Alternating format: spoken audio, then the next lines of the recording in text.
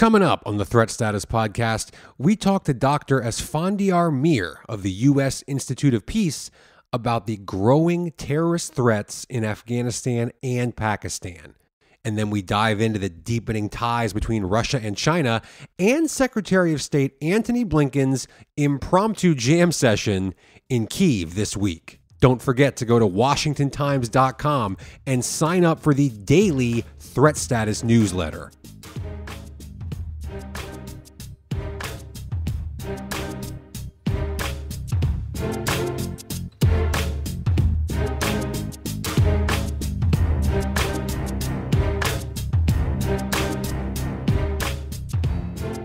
Hello and welcome to the Threat Status Podcast. I'm your host, Ben Wolfgang, national security correspondent at the Washington Times, and I am joined, as always, by my esteemed co-host, Guy Taylor, the national security editor here at the Times. We're going to cover a lot of ground this week, and we have a really important, timely interview coming up later in the show. But before we get to that, first things first, Guy, what's on your radar right now? Thanks, Ben. One thing that deserves more attention in global great power rivalry news is the state visit to China by Russian President Vladimir Putin. He and Chinese President Xi Jinping are signing various new decrees, deepening what has been an expanding Russia-China economic, diplomatic, and strategic alignment in recent years. They're marking the 75th anniversary of China-Russia diplomatic relations, and the visit really just underscores the bond between the two authoritarian governments against the U.S.-led democratic world order. This visit is important in the context of what analysts call the growing axis of authoritarians: China, Russia, Iran, and North Korea. Here on the Threat Status Podcast, we're always trying to identify what the actual military, diplomatic, and economic tissue is in that axis, and leader-level visits present a chance for that. Putin and Xi have previously declared a no-limits partnership, and in this visit, I think Putin is going to thank Xi for supporting Russia in its ongoing occupation of Ukraine.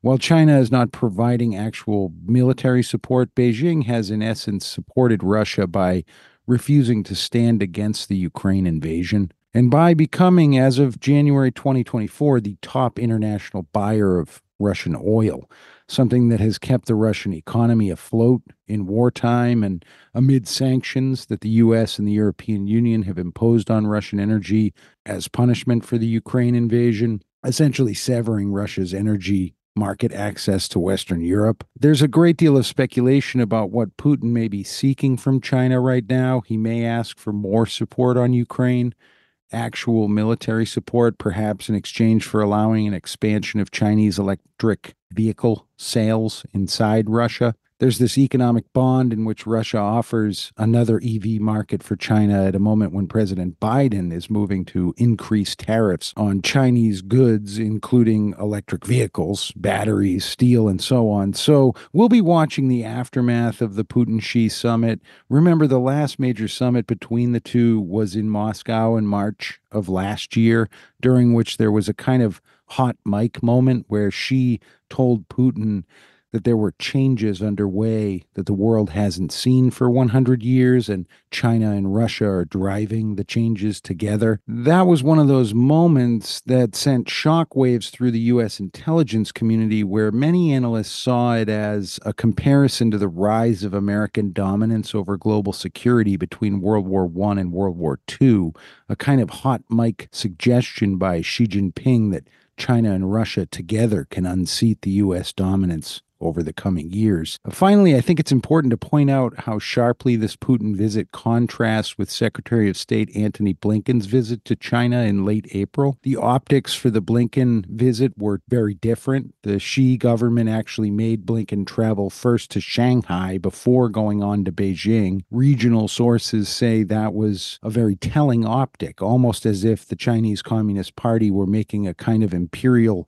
overture, harking back to a bygone era era in which foreign leaders or foreign dignitaries would have to gradually make their way to the seat of dynastic power, sort of like Blinken was being made to prove himself in Shanghai before kissing the ring in Beijing. Then, of course, Blinken's visit was fraught with tension. There were no real deliverables from the visit, and after a few weeks, we now see U.S.-China economic tensions back on the front burner with Biden's announcement of a quadrupling of tariffs on many Chinese goods.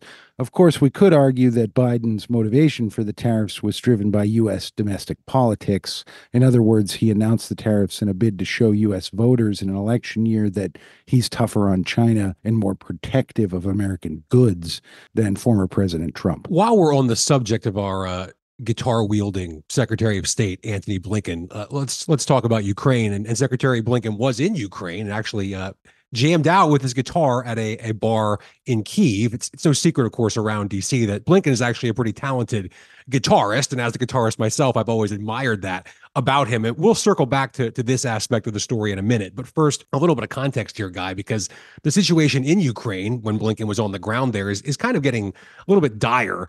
Ukraine is withdrawing and repositioning some of its forces from Kharkiv as Russia mounts a pretty fierce offensive there.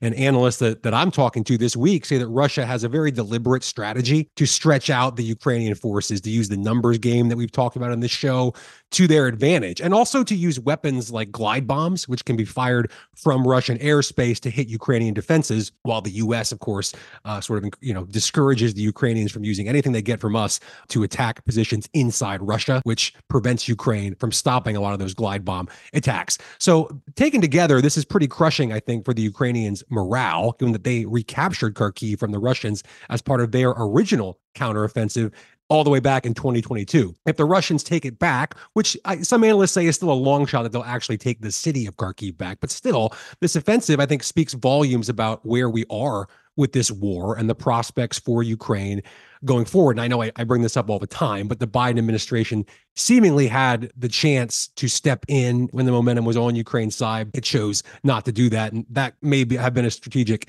misstep. Speaking of potential missteps, Guy, enter Antony Blinken in Kyiv after meeting with Ukrainian President Volodymyr Zelensky and other officials. He ended up at a bar in downtown Kyiv. And let's listen to a part of his message to the Ukrainian people.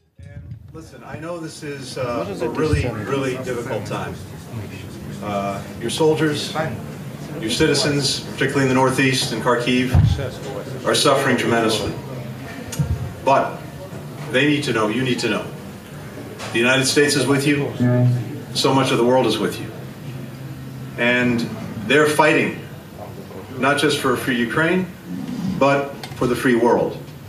And the free world is with you too. So maybe we can try something? Yeah, sure. I don't forget.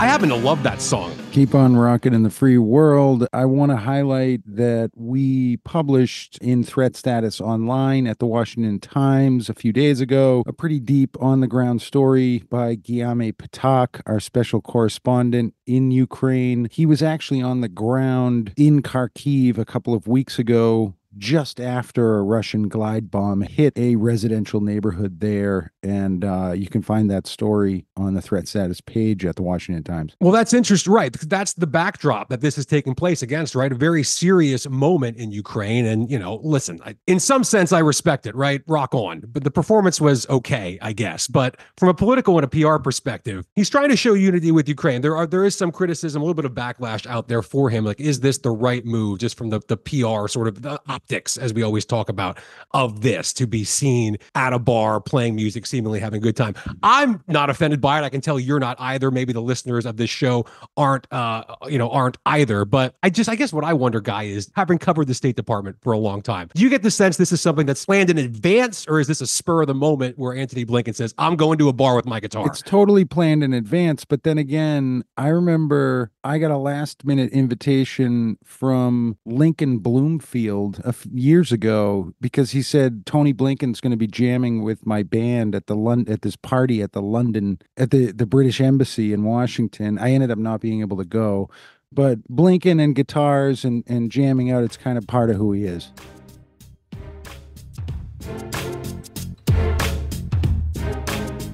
And we are joined now by Dr. Asfandiar Mir. He's a senior expert in South Asia programs at the United States Institute of Peace, and he is the senior study group director on a major new report out of USIP about counterterrorism in Afghanistan and Pakistan. You can read my coverage of that report in the Washington Times this week. Thank you so much for joining us. I want to start here if we can. The study talks about, should the U.S., the Biden administration, consider more strikes against potential terrorist targets in Afghanistan? We've talked a lot about on the show recently about this idea of over the horizon. Do you think we have the capability to do that now, even if we wanted to, given our limitations on the ground in Afghanistan, the lack of basing in the region? If the administration decided, okay, yes, we're gonna do what this report suggests and start carrying out more lethal strikes, to what level could we actually do that? Look, the current over-the-horizon strategy is being implemented, but it is certainly constrained. The administration is right to point out that it's a functional strategy. It has had some success. We saw it in action in 2022 when the U.S. government located and then successfully targeted the leader of Al-Qaeda in downtown Kabul. That suggests that the U.S. has access into Afghanistan, that the U.S. can take out targets in Afghanistan as well. However, the question is whether that capability is sufficient to monitor threats at scale that are now starting to emanate from Afghanistan. And we in the study group spent some time thinking about that problem of scale, especially as you noted, there is no proximate U.S. basing either in Pakistan, or in Central Asia. And the transit times from the bases that the United States has in the Middle East, and going into Afghanistan are pretty long. So one of the key recommendations we make to help bolster that strategy is the provision of greater resources for U.S. Central Command. The Central Command Chief General Kurilla has now spoken publicly about having a shortfall in ISR resources. ISR means, it's an acronym we have for drones, basically. He's saying he doesn't have enough drones, and we are recommending that he be given those additional drones that he needs to implement the strategy to monitor the situation in Afghanistan. Even with that, we are pretty humble in what that would achieve. It would improve the over-the-horizon option, but it would still be a pretty suboptimal option, and there will still be plenty of gaps. But I think the attempt here and what we're trying to do is to get the U.S. government to have a better resourced posture so that it has more visibility into what's going on in Afghanistan. Another thing that really jumped out to me from the report is you talked about how terrorist groups, Al-Qaeda, ISIS-K, could be poised to tap into a pool of, quote, militant personnel in Afghanistan and to some extent in Pakistan, trained militant personnel. Could you elaborate on that? Are we essentially talking about maybe another generation of extremists that might have, sort of better training and maybe in Afghanistan, at least, access to better military equipment than perhaps the past generation of terrorists might have had? I think one of the big takeaways of the group on the situation in Afghanistan, as it has developed in the last few years, is that the opportunity environment for a lot of these groups, terrorist groups, is pretty conducive, permissive. There are lots of young men, trained by the Taliban for the war against the United States and the former Afghan government, who are there in the country. And now they have a lot of resources available, either because of direct connections to the Taliban or resources that they have been able to access, which were left behind by the Afghan National Defense Security Forces. And so that creates a structural environment in which these groups can easily collaborate with one another, recruit at scale. We're seeing this very clearly in the case of, say, a Taliban-aligned terror group, the Pakistani Taliban, the TTP. It has been able to expand pretty rapidly. It has thousands of fighters. It has a lot of new weapons. And it is also attracting suicide bombers trained by the Taliban, who are then turning to Pakistan and blowing themselves up there. So it's this kind of environment which is really conducive for terrorist groups to expand, and that's very concerning because this is capability, and you can have groups with various intents, including against the United States, tap into this pool of resources that is available. And the fact that the Taliban are very friendly with a lot of the groups that are in the country, even when they go after a group, the way they've been going after, say, ISIS-K, it's not very precise. They've been radicalizing parts of the population against them, and then those radicalized parts of the population, also become easy breeding grounds for groups like ISIS-K. So it's a pretty concerning structural environment. Asfandyar, let's focus on Pakistan and the Pakistani CT capabilities right now. The U.S. and Pakistani officials actually held a counterterrorism dialogue in recent days. The State Department did not announce anything measurable out of those talks, but the State Department did say that both sides agreed that it would be a good idea to have discussions toward a joint effort to counter ISIS-K. Doesn't that seem a little bit behind the curve at this point? One, and then two, what can you really just tell us about the U.S.-Pakistan counterterrorism relationship in general now that we're 13 years on from the day that U.S. Special Forces found Osama bin Laden hiding in Pakistan? I think that's a good starting point on this issue, right? There's a lot of baggage in the U.S.-Pakistan relationship.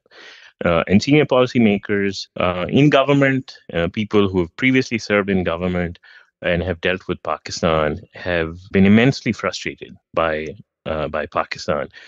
There's a problem of trust. Pakistan has long been seen as unreliable, and so over the last few years, due to this sort of trust problem, this baggage of the past, the US-Pakistan relationship really diminished. And as a result, the US-Pakistan counterterrorism relationship also took a hit. It shrunk as well. I think there's been some debate in Washington as to the terrorists that are striking in Pakistan. Are they Washington's problem or not? Say, a group like the Pakistani Taliban, the TTP.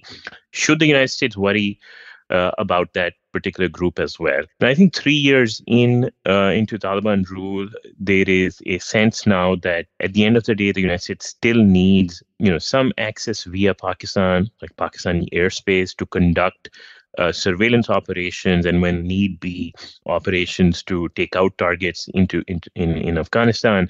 And then the TDP, I think people feel that even if it's not the top threat for the United States, still doesn't serve the US if TDP makes gains in Pakistan.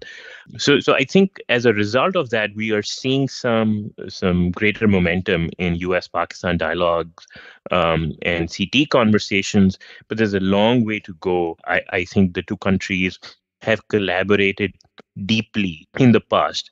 Despite the Bin Laden affair, it's not as well known, but US and Pakistan did collaborate a lot on Al-Qaeda, including on the drone war, starting in the Bush years and then continuing in the Obama years.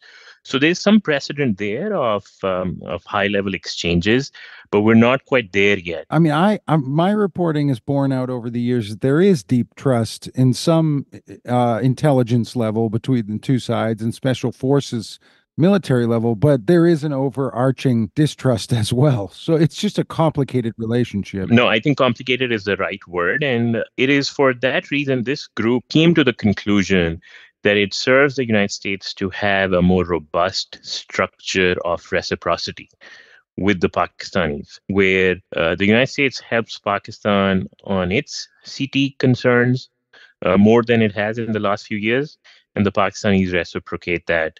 Let's dive a little more into ISIS-K.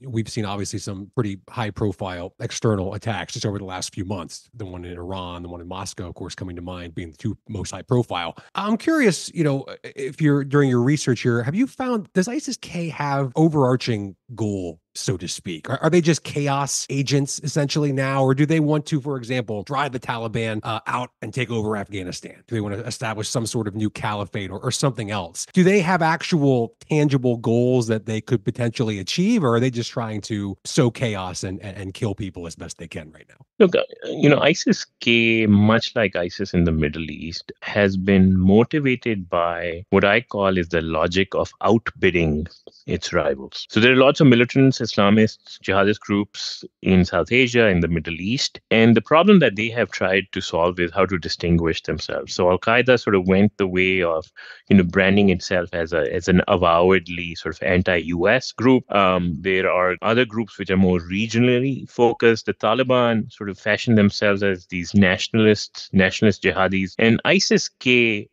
much like ISIS in the Middle East, said that, look, we don't restrict ourselves. We go after infidels all around us. So this logic of outbidding, of being the biggest, baddest sort of, jihadist entity on the block really drives them. And I think this is exactly why we have seen attacks by ISIS-K now in the region, a big one in Iran, constant attempts at striking different parts of Europe, Austria, Germany, and then Russia. And so if you view ISIS-K from that lens, from that outbidding lens, it is highly plausible that they are going to aim for US interests next. And there is chatter to that effect as well in their literature. They constantly talk about it. So I think we should take their threat very seriously, and certainly that was the view of the group as well.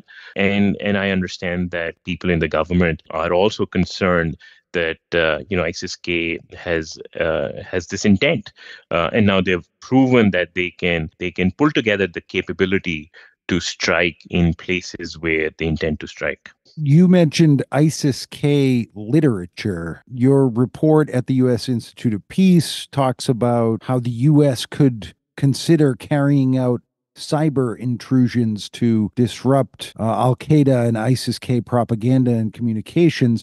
What do their communications and propaganda campaigns look like today? How is it that the U.S. is not already doing that? And what are we talking about here specifically? Are we talking about identifying and targeting would-be extremists or would-be recruits? What more can you tell us about that piece of the report? ISIS-K has spawned a really dynamic, vast online ecosystem. Much of it exists on Telegram, but it is also available, accessible on other online platforms, apps as well. And this online ecosystem now consists of multiple different languages of the region. So Pashto, which is the language of Afghanistan, but also then a lot of Central Asian languages, Tajiki, Uzbek, among other such languages of the region. They put out a lot of products, a lot of pamphlets, a lot of audios, podcast episodes as well. You wouldn't believe that. And they have podcasts as well, and they've been trying to reach recruits through this online system. They've been actively trying to recruit people, and there are signs, indications that that's exactly how they have been trying to reach, say, these migrant workers in Russia, among other places. So this online ecosystem is not just a mere sort of propaganda tool. It is an active tool of violence, it seems to us. There are multiple signs of that. And so the suggestion or the recommendation, the option we have identified is that, cyber activity be employed to take down this particular online ecosystem. And it's possible it's being already done, but what we have noticed and continue to see that a lot of this online space is still pretty vibrant. It is trying to actively recruit, it is trying to inspire people, it is trying to enable attacks.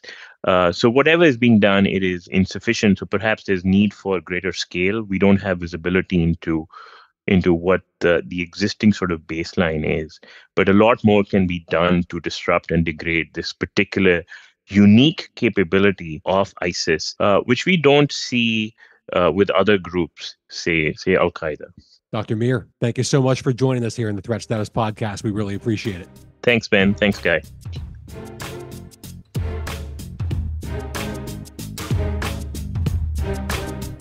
And it's time now for Threat of the Week. This is a segment where Guy and I each identify a threat, whether it's here domestically or in some corner of the world that we think is threatening U.S. national security right now. Guy, what's your threat of the week? My threat of the week, Ben, is the growing strategic alignment between China and Russia against the U.S. and the network of democracies around the world. If Russia, with support of China, is allowed by the free world to win the war in Ukraine and potentially take Kiev, what will that mean for China's own ambitions militarily? That aside, when we ask ourselves, why do we care? We care because the Chinese and Russian governments are authoritarian.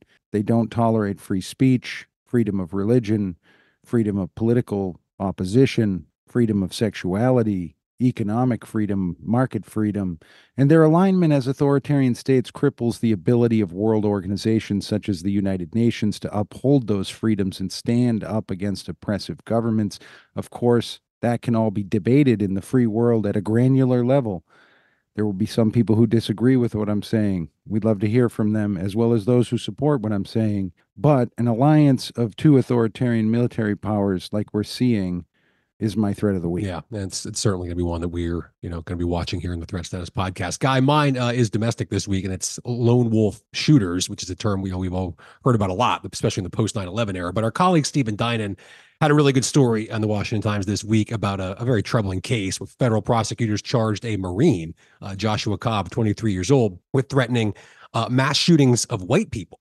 He told the FBI he'd been pondering sites like a grocery store or a gym as potential scenes of this would-be massacre. He also mentioned the Aldi store, specifically in Robbinsville, New Jersey, as one option, and said it would be, quote, the same thing as Peyton, which apparently is a reference to the name of the white gunman who murdered 10 people at a supermarket in a black neighborhood in Buffalo in 2022. So kudos to law enforcement, of course, for stopping this before it happened. We should all be grateful. But this has always been a concern and is going to continue to be one, whether we're talking about domestic shooters at Sandy Hook or Parkland High School, the Pulse nightclub, Robb Elementary School in Uvalde, Texas, and even shooters from within the U.S. military. We go back to Nadal Hassan, an Army major and psychiatrist who in 2009 fatally shot 13 people and injured dozens more at Fort Hood in Texas. We could go on, of course, and spend hours talking about guns and security at schools and on military bases, mental health and everything else that's wrapped up into this chronic problem plaguing America. But specifically, Guy, right now, this most recent case puts the spotlight on how dangerous the lone wolf style shooter can be, especially one with an extensive military background and training in an open and free society like ours. And that's why it's my threat of the week. Thank you, Ben. I think you also forgot that the shooter in Lewiston, Maine, as another example as you really unpack that threat. Absolutely. It's kind of a list that's far too long, that's for sure. Thank you all so much for listening this week. It's been a good episode as always. And please do go ahead and hit that subscribe button. And Guy and I will be back next week on the Threat Status Podcast.